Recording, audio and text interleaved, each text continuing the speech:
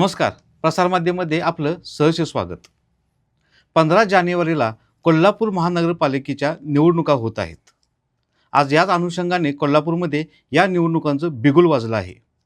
या निवडणुकीच्या निमित्तानं 2015मध्ये प्रभाग क्रमांक 69 मधून भाजप या पक्षातून एक उमेदवार निवडून आला होता. या उमेदवारानं शैक्षणिक आणि क्रीडा क्षेत्रात आणि इतर सामाजिक क्षेत्रात बरीच मोठी कामगिरी केलेली आहे.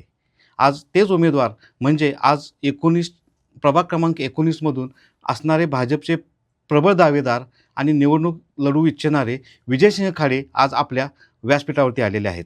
आज आपण या चर्चेच्या निमित्तानं त्यांच्याशी त्यांचा एकूणच राजकीय प्रवास आणि सामाजिक प्रवास कशा अर्थाने झालेला आहे, कोणत्या अनुषंगाने झालेला आहे आणि त्यांचं कोल्हापूरविषयी आणि त्यांच्या प्रभागाविषयी एकूणच विजन काय याच्यावरती आपण सविस्तर चर्चा करणार आहोत. नमस्कार. प्रसारमाध्यमामध्ये आपलं सहर्ष स्वागत. सध्या कोल्हापूर महानगरपालिकेच्या निवडणुकीचं बिगुल वाजलेलं आहे. आपण प्रभाग क्रमांक 19 मधून प्रबळ दावेदार आहात. आपण ही निवडणूक 100% लढवणारच आहात. तर या अनुषंगानं तुमचा आम्हाला फक्त जाणून घ्यायला काय आवडेल की तुमचा आत्तापर्यंतचा राजकीय आणि सामाजिक क्षेत्रातील एकूणच प्रवास कसा आहे, तो प्रवास कसा झाला आणि या प्रवासामध्ये आपलं नेमकी कशा पद्धतीची कार्यपद्धती राहिलेली आहे ती आमच्या प्रेक्षकांना आपण सांगा. 2000 सालापासून मी या सामाजिक क्षेत्रात आहे. अखिल भारतीय विद्यार्थी परिषद जी संघाच्या मुख्य आयाम असं म्हटलं जातं, त्या अखिल भारतीय विद्यार्थी परिषदेचे मी 11वीला असताना जोडलो गेलो. 11वी 12वी नंतर परत सिनियर कॉलेजला न्यू कॉलेजला असताना विद्यार्थी परिषदेचं काम करत मी या क्षेत्रात आलो.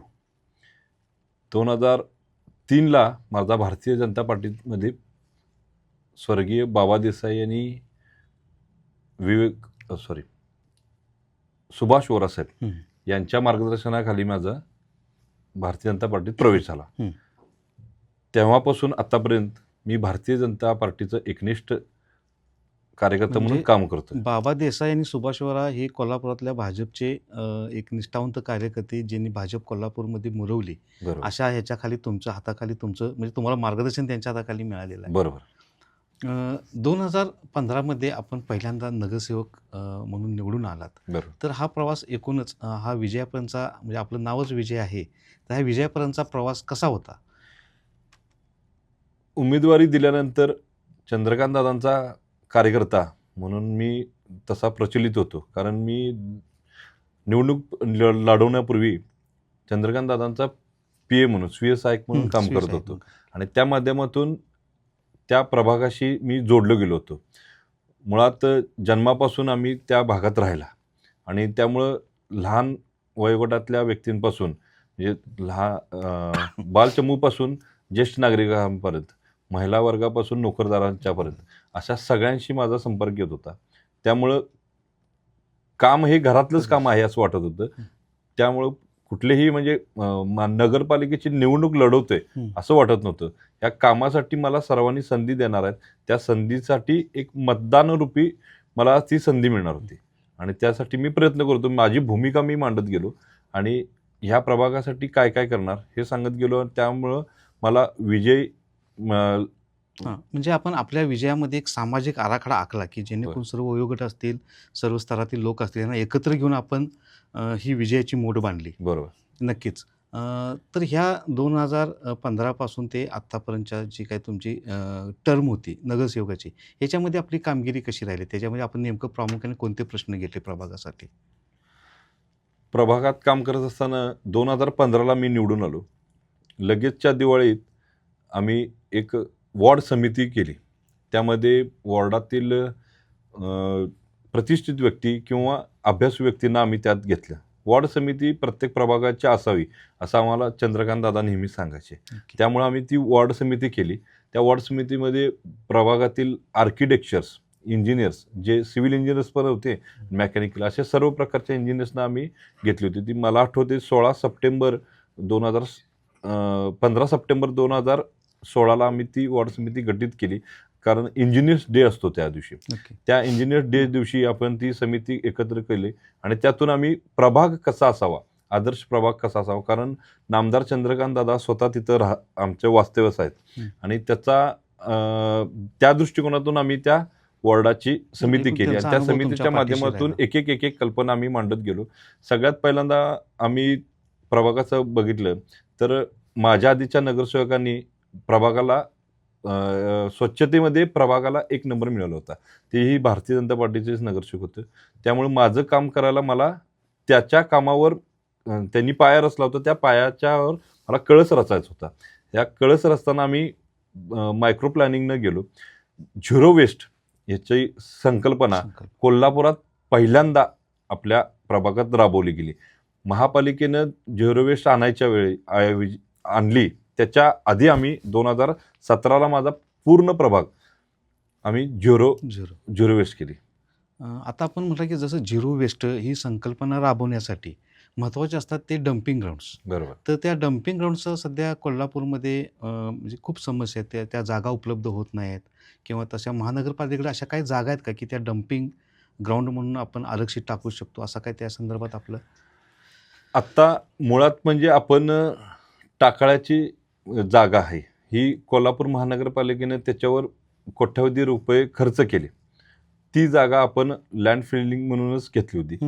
ती जागा आपण विना वापर पडून आहे. त्याच्यावर केलेला खर्च बघता तिथं काही आता नाही. अशा प्रकारच्या जागा अजून बरेच आहेत, त्याच्यात आपण करू शकतो.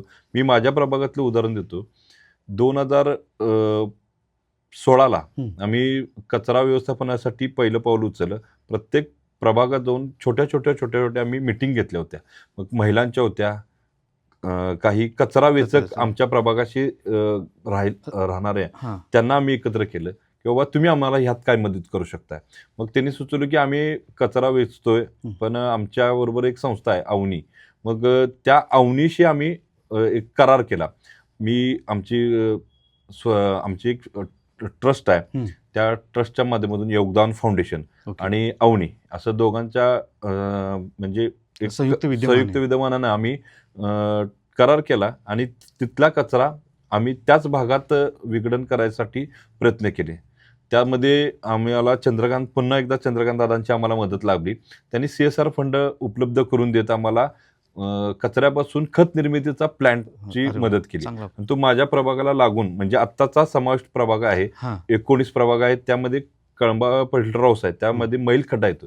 त्या मैलखड्ड्याची कोल्हापूर महानगरपालिकेची स्वतःच्या जागेत तो प्लॅन्ट आम्ही बसवला आणि आम्ही खत निर्मितीकडे गेलो. म्हणजे अगदी वेस्टमधून आपण एक खत निर्मितीचा सुद्धा एक विधायक उपक्रम आपण त्याच्यामध्ये राबवलेला आहे. बरोबर. निश्चितच. आता आपण प्रभाग क्रमांक 69 पूर्वीचा जो होता आणि आता प्रभाग क्रमांक 19 म्हणजे आता जवळजवळ 4 प्रभाग एकत्र आलेले आहेत. तर या प्रभागाची व्याप्ती वाढलेली आहे. बरोबर. जशी व्याप्ती आता तुमचा जो प्रभाग आहे तो प्रामुख्याने आता दक्षिण मतदारसंघामध्ये येतो.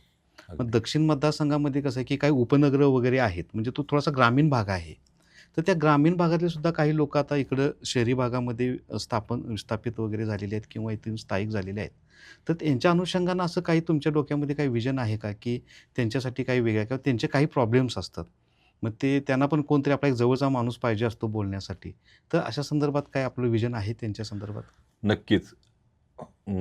तुम्ही म्हटला त्याप्रमाणे प्रभाग क्रमांक 69 हा जो माझा तपोवन या नावानं ओळखला जायचा, हा संपूर्ण प्रभाग पूर्णतः दक्षिण मतदारसंघात येतो. दक्षिणचं द्वार म्हटलं तरी हा वावगं ठिकाण आहे. प्रवेशद्वार, दक्षिणचं प्रवेशद्वार कोल्हापूर आणि कोल्हापूरचं म्हणजे उत्तरच म्हणजे कोल्हापूरचं भविष्य जे आहे ते आत्ता दक्षिणमध्ये आहे. कारण आत्ता उत्तरमध्ये बघले तर सगळं कंजेस्टेड झालेलं आहे.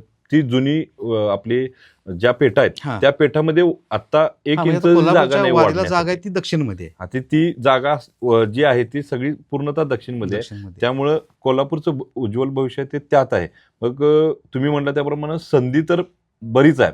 कारण प्रभाग हा आत्ता जसा मोठा झालाय त्याप्रमाणे मी माझ्या भागात ज्या संकल्पना एक राबवल्या त्या मला त्या प्रभागात तसं राबवायला नक्कीच मला म्हणजे प्रभाग जरी वाढले असले तर तुम्ही त्याला संधी म्हणून पाहताय.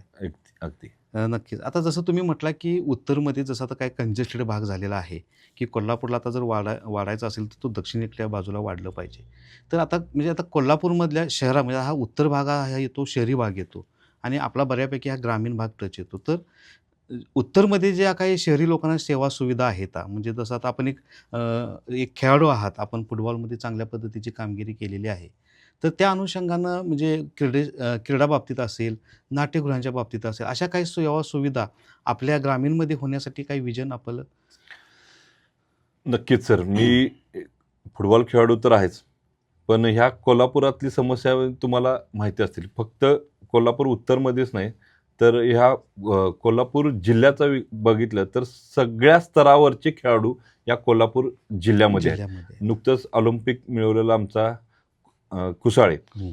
त्यानं ऑलिम्पिकमध्ये पदक मिळवलं. अशी पदक मिळवणारी फार कमी आहेत. तो इथून पुण्यामध्ये जाऊन, दिल्लीमध्ये जाऊन प्रॅक्टिस करायचा. करायचं. त्याला वाव तेवढा मिळाला नाही. अशा अनेक खेळाडूंच्या ज्या समस्या आहेत, त्या समस्येला एक म्हणजे आपण करू शकतो की कोल्हापूर शहराबरोबरच आता उपनगरातही ह्या सगळ्या सुविधा मिळायला पाहिजेत. बरोबर. मग शिवाजी स्टेडियम, शाहू स्टेडियम नंतर दुसरं स्टेडियम नाही, आता क्रीडा संकुल आपल्या प्रभागाला लागूनच आहे. ते क्रीडा संकुलची डेव्हलपमेंट जशी म्हणावी तशी झालेली नाही.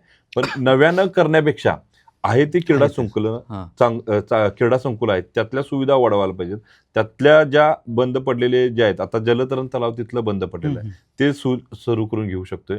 आणि मैदानं म्हटलं तर छोटी छोटी मैदानं आता क्रिकेट आणि फुटबॉल हेच फक्त क्रीडा म्हटलं बघून चालणार नाही. तर आपल्याला बाकीच्या खेळांकडे पण बघितलं पाहिजे. इंडोर असतील, आउटडोर असतील, या सगळ्या खेळाडूंसाठी चांगली क्रीडांगणं, इंडोर स्टेडियम पण त्याच्यासाठी सुद्धा आपण प्रयत्न करणं गरजेचं आहे. आता उपनगरातले जे काही खेळाडू आहेत की ज्या मुख्य प्रवाहात येण्यापासून अजून थोडेफार वंचित राहिलेले आहेत, तर त्या खेळाडूंना ह्या मुख्य प्रवाहात आणण्यासाठी किंवा त्या ग्रामीण भागातील ह्या भागातील जे काही कलावंत आहेत, कलाकार आहेत, म्हणजे प्रत्येक क्षेत्रात काहीतरी कलाकार असतात, नाट्य असेल, इतर काही कला क्षेत्रात असतील, तर त्यांना मुख्य प्रवाहात आणण्यासाठी सुद्धा आपलं काय विजन आहे त्याच्या संदर्भात? सगळ्यात महत्त्वाचं म्हणजे आत्ता गेल्या वर्षी एक आपल्याकडे दुर्दैवी घटना घडली केशवराव गोष्टीच्या संदर्भात. त्याला अनुसरून म्हणजे एक आत्ता आपल्या कोल्हापुरात केशवराव सारखं मोठं नाट्यगृह नाही. बरोबर. त्यामुळं सर्व कलाकारांची पंचायत झाली आहे. आता नाट्य परंपरा जी कोल्हापूरला आहे चांगल्या पद्धतीची, पण ती आता ती कुठे नाट्यगृह नसल्यामुळे ती थोडीशी खंडित झाली, पंचायत पडली. आता कुठलंच नाट्यगृह मोठं नसल्यामुळं आता टेंबे सभागृह हे कायम फुल चाललंय आता बघतात. कारण ते टेंबे सभागृहाची मर्यादा येते. तसं जर मोठं सभागृह नाट्यगृह आपलं जर उपनगरात असतं तर त्या अशा कलाकारांची पंचायत झाली नसती. त्यासाठी आम्ही निश्चित कोल्हापूर दक्षिणच्या किंवा उपनगरात एक असं अद्यावत स्वरूपाचं नाट्यगृह व्हावं अशी आमची सर्वांचा प्रयत्न असणार. आपण एक उत्कृष्ट फुटबॉलपटू आहात. म्हणजे आपण या क्रीडा क्षेत्रामध्ये सुद्धा आपण आपल्या मागील 5 वर्षाच्या कारकिर्दीमध्ये सुद्धा आपण क्रीडा क्षेत्राला खूप प्राधान्य देऊन त्याच्यामध्ये सुद्धा आपण खूप चांगल्या पद्धतीनं काम केलं आहे. पण आता तुमच्याकडे एक मोठी जबाबदारी अशी येते की जी उपनगर तुमच्या मतदारसंघामध्ये आलेली आहेत, त्या उपनगरामध्ये सुद्धा काही खेळाडू आहेत, ते या क्रीडा प्रकारात किंवा या खेळांच्यामध्ये मुख्य प्रवाहामध्ये आलेले नाही आहेत. तर या ग्रामीण भागातल्या ह्या उपनगरातल्या ह्या खेळाडूंना ह्या क्रीडा क्षेत्राच्या मुख्य प्रवाहात आणण्यासाठी आपलं नेमकं नियोजन काय आहे? खेळाडू म्हणून आपलं नेमकं नियोजन काय आहे? निश्चितच पायाभूत सुविधा जर आपण त्या खेळाडूंना आपण द्यायला लागलो, म्हणजे जेणेकरून जसं की आपल्याला क्रीडांगणं इंडोर असतील, आउटडोर असतील, football, cricket, kabaddi, kho kho, hockey यासारखे वेगवेगळे जी खुली मैदान आहेत, ती आउटडोर ग्राउंड्स आहेत, त्या आउटडोर ग्राउंडसाठी आपल्या महापालिकेचे विविध ओपन स्पेसेस आहेत, ते उपलब्ध करून देणे. इंडोर गेमसाठी आपण त्यांच्यासाठी आपल्या खेलो इंडियाच्या माध्यमातून जसं हॉकी स्टेडियमला आता आंतरराष्ट्रीय दर्जा चालू आहे, त्याचा आता बाह्य काम आता चालू होईल, तसं आपण केंद्रातल्या क्रीडा खात्याकडून आणि राज्य शासनाच्या क्रीडा खात्याकडून विविध निधी आणून त्याच्यासाठी वेगळं बजेट असतं. त्या बजेटचा अभ्यास करून जर आपण त्या सुविधा जर आपल्या कोल्हापूर शहरातल्या खेळाडूंना द्यायला लागलो तर स्वप्नील कुसाळेसारखे अनेक खेळाडू आपल्याकडे जातील. आपले विनोद चौगले जे आपल्या कुस्तीतील हिंद केसरी, त्यांच्या वडिलांच्या नंतर त्यांनी पुन्हा एकदा मिळवलं होतं. कुस्ती कोल्हापूर शहरातून लोप पावत चाललेत. आता ज्या कोल्हापूर शहरातल्या तालमी आहेत त्यांना आधुनिकीकरणातून व्यायामशाळेकडे त्यांचा आता कल ते आहे. जाणं गरजेचं पण आहे. कुस्ती हम्म. हा जो मूळ मूळ, कोल्हापूरचा हा, म्हणजे खेळ मातीतला आहे, जो मातीतला खेळ जो खेळ आहे तो टिकवण्यासाठी त्याच्यासाठी महापौर स्पर्धा आम्ही चालू केल्या होत्या.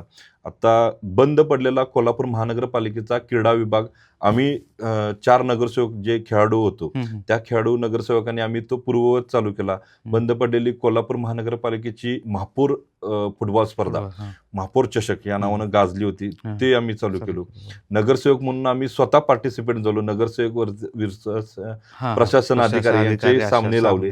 त्यात सामन्यातून लोकांचं मनोरंजन पण झालं आणि ती स्पर्धा परत सुरू झाली. चॅरिटेबल पद्धतीचे असतात तशा हो, स्पर्धा. म्हणजे फ्रेंडली मॅच म्हणून आम्ही matches खेळलो. असतात. त्यातून परत म्हणजे खेळाला वाव देण्यासाठी आम्ही प्रयत्न केला. तो क्रीडा म्हणजे तिथं पूर्ण वेळ क्रीडा अधिकारी तिथं नव्हता आणि अजूनही नाही आहे. तर शासनाकडून म्हणजे पूर्ण वेळ जो अधिकारी असतो तो पूर्ण वेळ अधिकारीसाठी आता रिटायर झाल्यानंतर नवीन भरती नाही. मी तुम्हाला आधी बोलल्याप्रमाणे नवीन भरती म्हणजे मॅनपॉवर नाही वाढवणं आणि गरजेचं तुम्हाला आहे. म्हणतं की विविध खात्यात पूर्ण वेळ अधिकारी नाहीत. एकाकडे 2-2, 4, 3-3 चार्ज आहेत आपल्याकडे, आपल्या अधिकाऱ्यांच्याकडे. त्यामुळं हे क्रीडा विभाग पण आम्ही ऊर्जित अवस्थेत आणण्यासाठी जे अभ्यासपूर्वक करायला लागते त्याचा अभ्यास करून आम्ही क्रीडा विभाग खेळाडूंच्यासाठी जे लागणारे इंडोर आउटडोर गेम, त्यांना लागणारे आर्थिक सहाय्य ह्याच्यासाठी अभ्यास करून आम्ही ते प्रयत्नशील राहू.